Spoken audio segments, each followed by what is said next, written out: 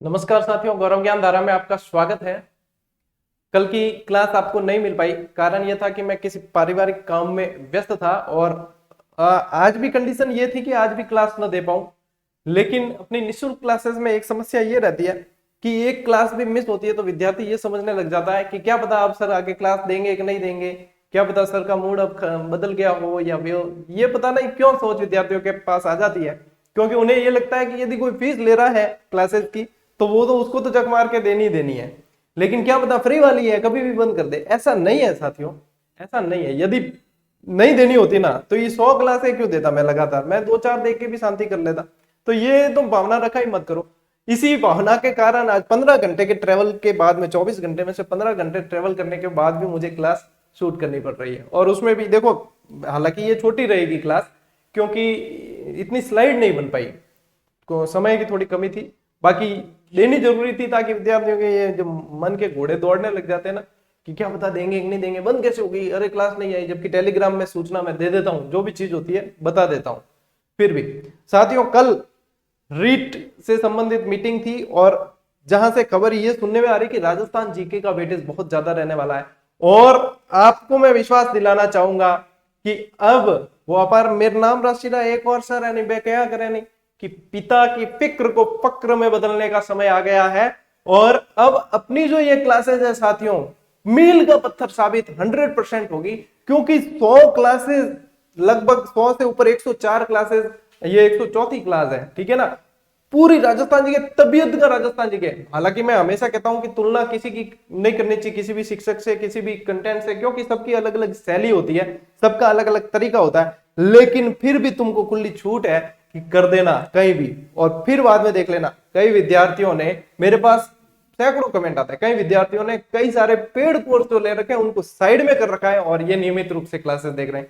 क्यों? क्योंकि notes making pattern हाथों हाथ याद करना है, कंसेप्ट को समझना है, सब कुछ देने की कोशिश कर रहा हूं और पूरा ही रेगुलरिटी के साथ में, जहां तक होती है पूरी नियमितता के साथ में। और ये बिल्कुल आपके लिए रामबाण साबित होगी। और वन लाइनर तो अभी आनी बाकी है मेरे दोस्त, आएगी, अब जस्ट आने वाली है, बस चंद दिनों दूर है अब, ठीक है ना, आ जाएगी। और फिर तो आप मतलब राजस्थान जीके में यदि सवाल बाहर चला जाए तो फिर पढ़ने का मतलब भी क्या और पढ़ाने का मतलब भी क्या।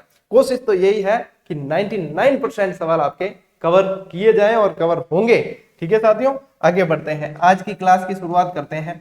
आज की जो क्लास है अपनी वो है राजस्थान के मेले और त्योहार।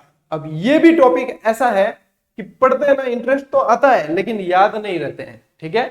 तो मैं कोशिश करूंगा हर महीने की, वैसे ट्रिक बना रखी है, हर माह के त्योहार की ट्रिक है। कई जने तो शुक्ल पक्ष कृष्ण पक्ष में भी कंफ्यूज रहते हैं, कई लोग विक्रम संवत शक संवत में कंफ्यूज रहते हैं। और कंफ्यूजन होता है, बिल्कुल होता है, जब तक कंसेप्ट क्लियर नहीं हो कंफ्यूजन होता ही होता है। मैं कोशिश करूंगा कि आपके कंफ्यूजन को दूर किया जाए और मेले और त्योहार से संबंधित जो है चीजें सारी की सारी आपको नोट्स मेकिंग पैटर्न पे और बिल्कुल समझाकर याद करवाई जाए, ठीक है साथियों। शुरू करते हैं इस टॉपिक को। आज का अपना टॉपिक है, सबसे पहले कुछ फैक्ट पढ़ते हैं जो पूछे जाते हैं एग्जाम में। और यदि रीट कांस्टेबल और इन एग्जाम में देखा जाए तो प्रश्न काफी सारे ऊपर के यहीं से मिल जाते हैं, ठीक है ना। कई बार ये होता है कि विद्यार्थी गोता बहुत गहरा लगाते हैं, उस चक्कर में ऊपर की चीजें छोड़ देते हैं। गोता गहरा तब लगाना चाहिए जब ऊपर की चीजें पूरी तरीके से आपको याद है। इस बात को हमेशा ध्यान रखना, गांठ बांध लेना। जब तक गहराई में नहीं उतरे, जब तक कि आपको ऊपरी मसाला पूरा कंठस्थ नहीं है, ऊपरी मसाला कंठस्थ है, उसके बाद में आप गहराई में चाहे जितना उतर जाओ कहीं कोई नुकसान होने वाला नहीं है। सबसे पहली बात साथियों, राजस्थान के सर्वाधिक मेले कौन से जिले के अंदर बढ़ते हैं? सर्वाधिक मेले, पहाड़ों की रानी यदि आपको पता हो तो किसे कहा जाता है? डूंगरपुर को कहा जाता है। और डूंगरपुर में ही सर्वाधिक मेले भी बढ़ते हैं। सर्वाधिक मेलों की बात हो रही है, ध्यान रखना, सर्वाधिक पशु मेलों की नहीं। सर्वाधिक मेले डूंगरपुर में बढ़ते हैं। और यहीं पर अगला फैक्ट है साथियों, सर्वाधिक पशु मेले कहां बढ़ते हैं? तो सर्वाधिक पशु मेले बढ़ते हैं साथियों आपके नागौर में। पशु मेले व्यवस्थित रूप से आपको ट्रिक के साथ में मैं याद करवाऊंगा, चिंता मत करना। जो जहां जहां से कंफ्यूजन होता है, जहां जहां से याद करना होता है, सारे सारे नागौर के, झालावाड़ के सभी आपको याद करवाने की जिम्मेदारी मेरी है। अब मतलब ये सिर्फ पढ़ाई अब आपकी जिम्मेदारी नहीं है, मैं आप लोगों का जीवन ही जी रहा हूं, ठीक है ना। तो ये नागौर में बढ़ते हैं। राजस्थान का सबसे बड़ा सांप्रदायिक सद्भाव का मेला, जहां सांप्रदायिक सद्भाव की बात आती है तो समझ लेना हिंदू और मुस्लिम एकता की बात है। सांप्रदायिक सद्भाव की बात यानी हिंदू मुस्लिम एकता की बात है। तो याद करके बताओ कि अपन ने लोक देवता पढ़े थे, तो ऐसे कौन से लोक देवता थे जो सांप्रदायिक सद्भाव को बहुत मतलब उन्होंने माना है, सांप्रदायिक सद्भाव के देवता भी कहलाए, जिन्हें पीर भी कहा गया और अपने भगवान यहाँ पे ये भी माना गया। देखो रामदेव जी की बात हो रही है, ठीक है ना, राम शाह पीर, मुस्लिम संप्रदाय के लोग क्या कहते हैं, राम शाह पीर, ठीक है, और अपन रामदेव जी, बाबा रामदेव जी। तो ये है वो फकीरों को उन्होंने क्या कहते हैं, उनके खप्पर लाकर दिए थे, मक्का से आए हुए फकीरों को रामदेव जी ने अपने चमत्कार से खप्पर लाकर दिए, तब से उन्होंने उनको पीर कहना शुरू कर दिया, राम शाह पीर कहा गया, ठीक है। तो ये जो सांप्रदायिक सद्भाव का सबसे बड़ा मेला है साथियों, ये आपके रामदेवरा का है, ठीक है, रामदेवरा, पोखरण जैसलमेर, ठीक। रामदेवरा का मेला सबसे बड़ा सांप्रदायिक सद्भाव का, लगभग भाद्रपद महीने में ये पड़ता है और लगभग यहाँ पे 8-10 लाख पब्लिक आ जाती है, इतना बड़ा मेला है ये, ठीक है। पैदल यात्रु खूब जाते हैं, पैदल जाने वालों को यात्रु कहते हैं, पैदल बहुत पूरे देश से लगभग यहाँ पे आते हैं। वागड़ का कुंभ, ठीक है, वागड़ के अंदर, वागड़ की बात हो रही तो वागड़ यानी डूंगरपुर बांसवाड़ा, ठीक है। वागड़ का सबसे बड़ा मेला कौन सा है, तो वागड़ का सबसे बड़ा मेला साथियों आपके बेणेश्वर, कौन सा मेला है,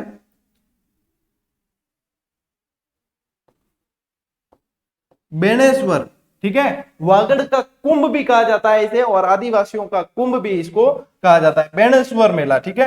हाडोती का सबसे बड़ा मेला कौन सा है, हाडोती का सबसे बड़ा, हाडोती पहले तो जब ये शब्द आते हैं तो उनको दिमाग में लाना चाहिए। हाडोती कौन सा, बाबू झांको वाली ट्रिक बताई थी, ठीक है, बारा बूंदी झालावाड़ कोटा, ठीक है, तो बाबू झांको वाली ट्रिक है। तो हाडोती का सबसे बड़ा मेला आपके 12 का है सीताबाड़ी मेला, ठीक है, सीताबाड़ी सहरिया जनजाति का ये सबसे बड़ा मेला माना जाता है, और 12 में सहरिया ज्यादा है, आपको वैसे भी पता होना चाहिए।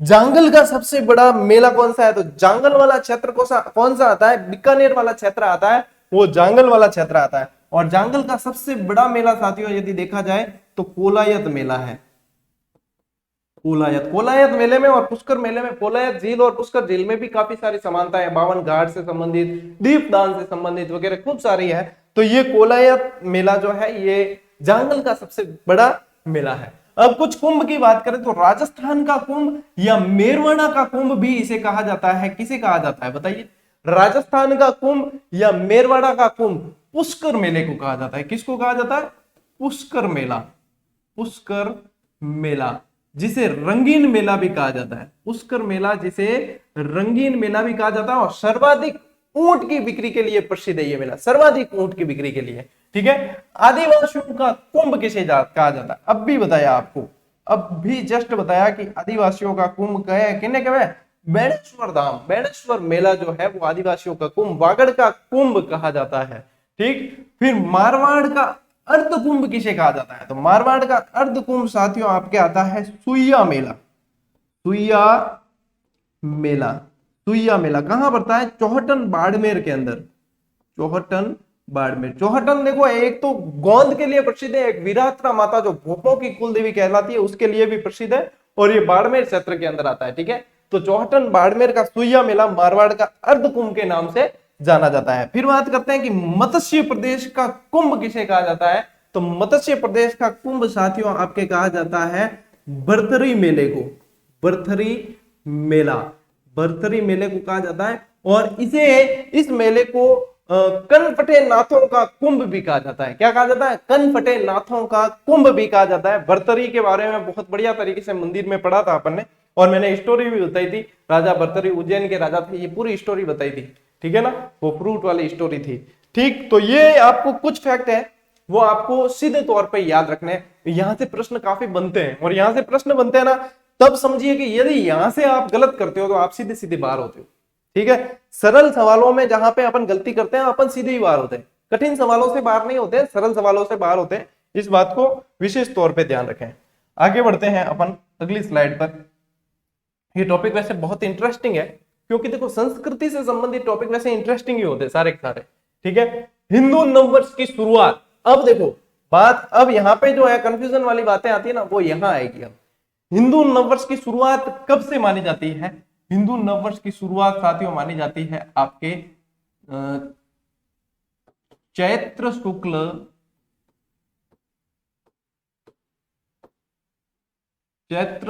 प्रतिपदा, प्रतिपदा यानी कि एकम है, ठीक है। कई जना के प्रतिपदा क्यों है गुरु जी, तो चैत्र शुक्ल प्रतिपदा से मानी जाती है, जो अब आने वाली है अपने लगभग अभी 2 तारीख को है, 2 अप्रैल को है चैत्र शुक्ल प्रतिपदा।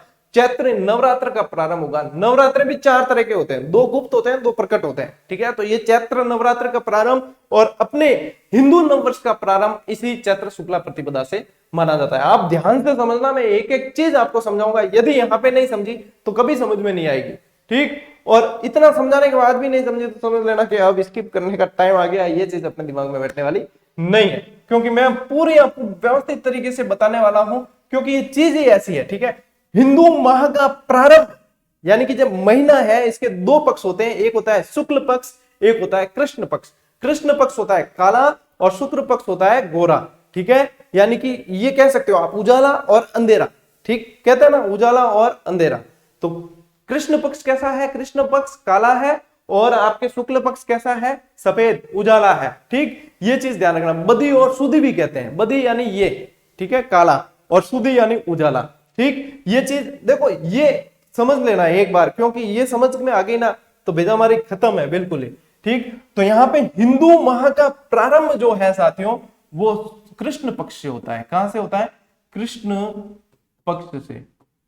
महीने का प्रारंभ कृष्ण पक्ष से होता है, बिल्कुल ध्यान रखना, शुक्ल पक्ष से नहीं होता, उजाले से शुरुआत नहीं होती है, कृष्ण पक्ष से प्रारंभ होता है। एक बात ध्यान रखना कि महीना प्रारंभ हुआ, ठीक है, महीना प्रारंभ हुआ और जब सामने अमावस आ रही है, एक तो आती है अमावस, एक आती है पूनम, ठीक है, पूर्णिमा और अमावस्या, सामने अमावस आ रही है, इसका मतलब है कि वो अंधेरा पक्ष है। क्या आ रही है सामने, अमावस्या आ रही है, सामने क्या आ रही है, अमावस्या आ रही है, इसका मतलब ये अंधेरा पक्ष चल रहा है, इसका मतलब ये अंधेरा पक्ष चल रहा है। कई जनों को पता ही नहीं होता है, ठीक है। और सामने क्या आ रही है, पूनम आ रही है, पूर्णिमा आ रही है, तो इसका मतलब ये कैसा पक्ष है, शुक्ल पक्ष है।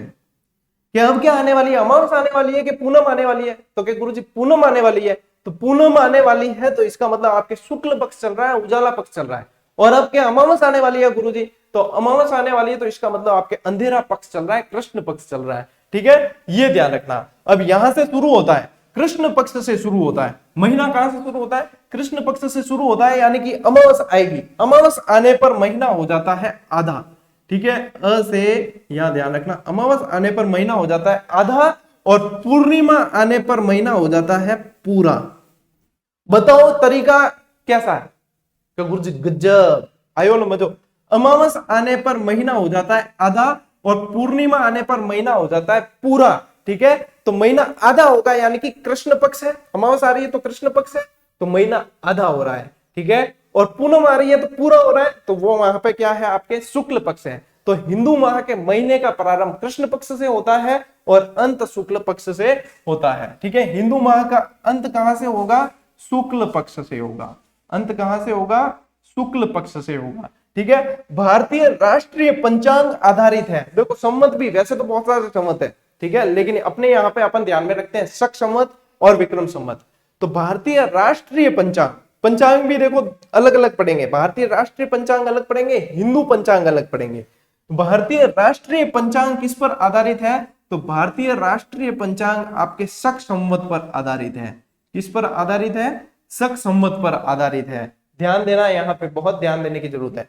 भारतीय राष्ट्रीय पंचांग की बात हो रही है तो वो किस पर आधारित है, शक संवत पर आ रही है। भारतीय हिंदू पंचांग किस पर आधारित है, तो भारतीय हिंदू पंचांग आपके विक्रम संवत पर आधारित है, विक्रम संवत पर आधारित है, ठीक है।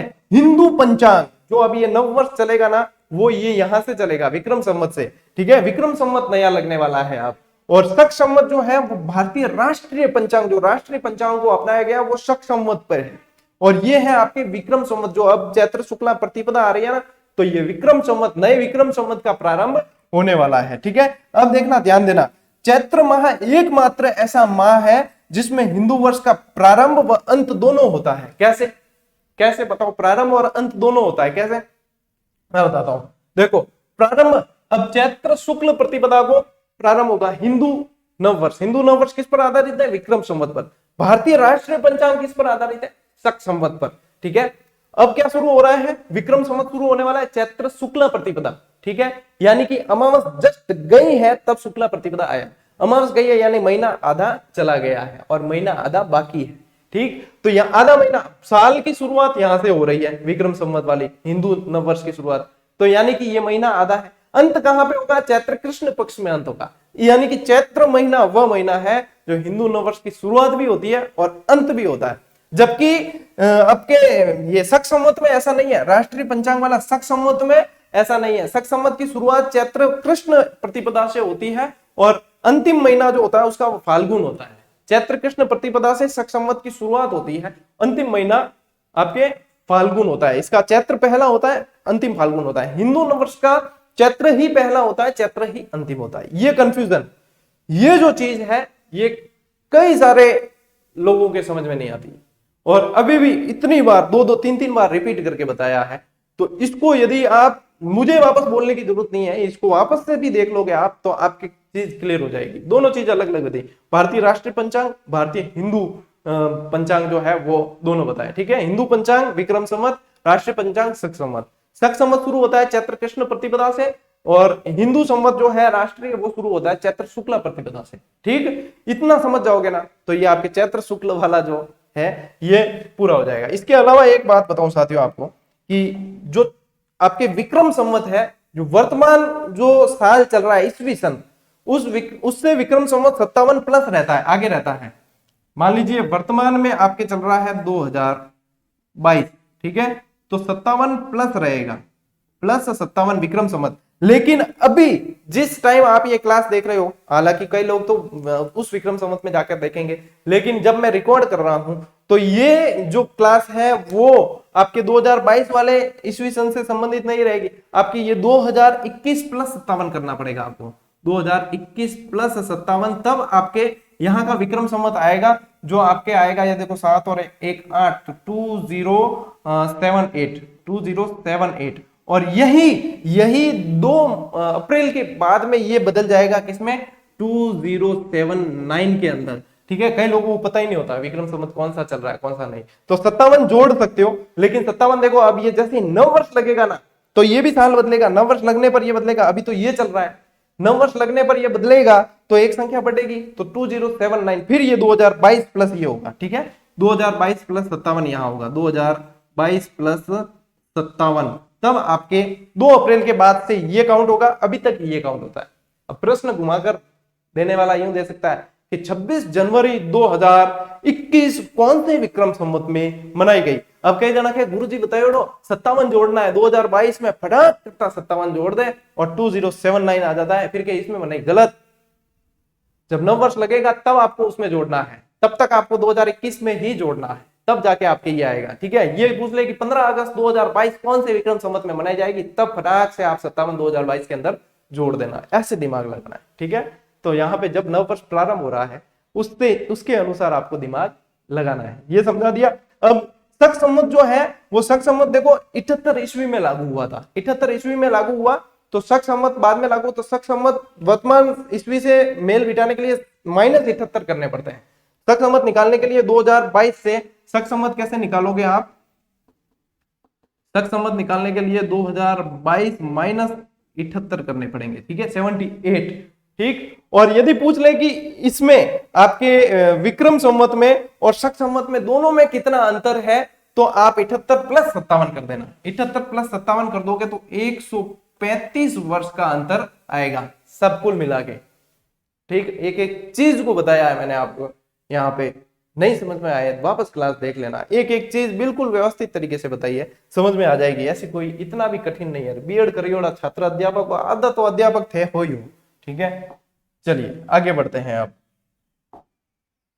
हालांकि 3 स्लाइड ही बनाई है, लेकिन क्लास क्योंकि समझाने वाली ज्यादा है इसलिए अधिक स्लाइड बना भी नहीं सकते थे, क्यों फिर बहुत सारा आपके क्या होगा, और बोझ मस्तिष्क 1350 ग्राम लोग कितो बोझ ले सके, इतो ही ले सके। ठीक है, अब देखो शक संवत का प्रारंभ चैत्र कृष्णा प्रतिपदा से होता है। अभी मैंने बताया था आपको आगे आगे। ठीक है, शक संवत का प्रारंभ चैत्र कृष्ण प्रतिपदा से होता है, जबकि विक्रम संवत का प्रारंभ चैत्र शुक्ला प्रतिपदा से होता है। यानी कि महीना आधा निकल जाएगा तब इसकी शुरुआत होगी, और ये महीना पहले से ही शुरुआत होता है शक संवत। ठीक है, यहाँ पे ये चीज समझनी है। अब देखो शक संवत का प्रारंभ चैत्र से व अंत फाल्गुन से, शक संवत का, ठीक है, चैत्र से प्रारंभ और अंत फाल्गुन से होता है, जबकि विक्रम संवत का प्रारंभ व अंत दोनों ही चैत्र महीने से होते हैं। अभी पिछली स्लाइड पर ये मैं आपको पूरा का पूरा समझा कर आया हूं, और वही ये चीज आपके नोट्स मेकिंग पैटर्न में भी आपको दे दी है कि आपको किस तरीके से नोट करना है।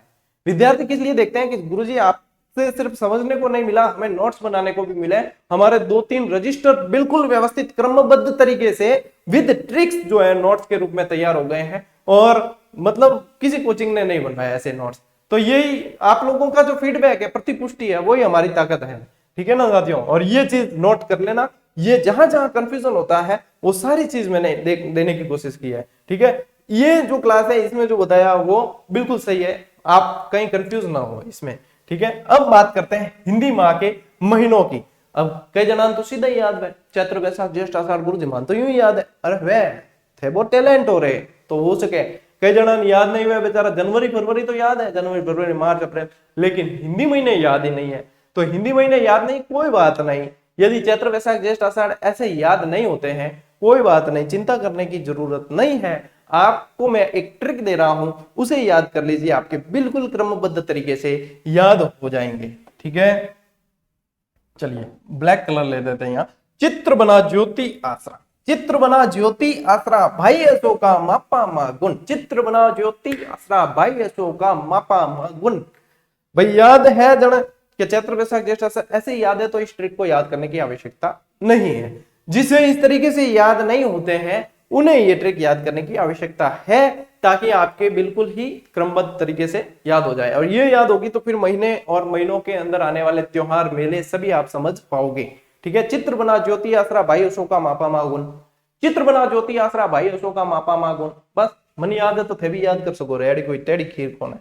ठीक है, चित्र से मतलब है चैत्र, ठीक है, बना से मतलब है बैसाख, बैसाख, बैसाख का तीज अबूझ हवा आवे છે, ठीक है ना। ની पंडिया मतलब पंडित जी लोग मतलब नहीं लिखियोड़ा है नहीं कि वो कभी पंडित जी, वो भी पंडित जी अबूझ हवा, कि जिसको बुझाने की जरूरत नहीं, जिसको पूछाने की जरूरत नहीं, जिस पंडित को पूछने की जरूरत नहीं किसकी शादी होगी, अरे हो अबूझ हवा है पंडा दो। बैसाख, ठीक है, आखा तीज आती है इसके अंदर, बैसाख महीना। फिर आ जाता है आपके ज्येष्ठ महीना, ज्येष्ठ महीना, जेठ माह की गर्मी यूं कहा जाता है, जेठ माह की गर्मी बहुत तगड़ी होती है, ठीक है ना, पसीने निकाल देती है। अब तो मार्च में ही इतनी पड़ रही है। ज्योति आसरा, ठीक है, यहां से आ जाएगा आपके आषाढ़, आषाढ़, श्राद्ध से आ जाएगा आपके सबसे हरियाला महीना श्रावण। कई जना तो श्रावण सोमवार कुंवारी युवतियां वगैरह इतना करे खूब, अपाऊ तो देखो जितना वह इतना करदा, कदी हाँ में कोई आ जाए खावी जाए तो खावी जाए, पहलो और अंतिम करदा के महादेव जी भी राजी है आपा भी राजी। ठीक है, तो ज्योति आसरा, आषाढ़ और श्रावण। भाई से आपको लेना है भाद्रपद, बहुत सारे त्योहार आते हैं भाद्रपद के अंदर, मतलब त्योहारों की ढेर लगता है भाद्रपद। ठीक है, इसके बाद में आसोज कह दो चाहे अश्विन कह दो, आसोज भी कहते हैं, अश्विन, अश्विन महीना। ठीक है, यहां से फिर आपको लेना है मार्गशीर्ष, मार्गशीर्ष महीना। यहां से लेना है पौष महीना, पोह भी कहते हैं वैसे, ठीक है, पौष महीना। यहां से लेना है माघ महीना,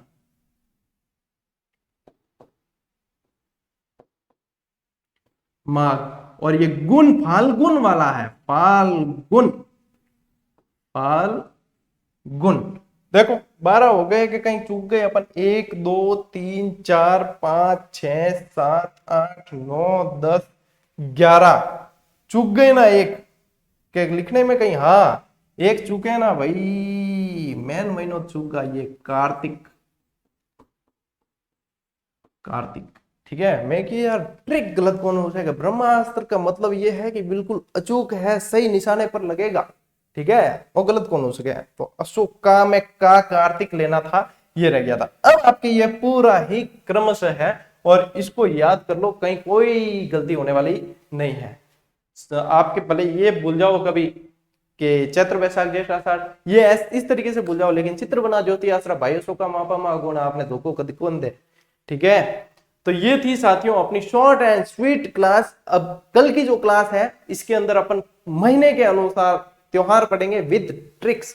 ठीक, और अब जितने भी चिर निद्रा में सोए हुए साथी है उन्हें जगा देना, और क्लासेस अब शेयर करने का समय आ गया है। अब आपके पास में इतना समय नहीं है, ठीक है ना, और वो वीडियो एक बनाया है मैंने, वो देख लेना, रीट पात्रता और पात्रता की परीक्षा की तैयारी करें या वो, उसके अंदर पूरी, क्योंकि बहुत सारे मैसेज आ रहे थे, उसके अंदर वो चीज बता रखी है, तो वो देख लेना, उससे आपके काफी सारे डाउट क्लियर हो जाएंगे। ठीक है साथियों, मिलते हैं अगली क्लास में, तब तक के लिए राम राम, जय हिंद।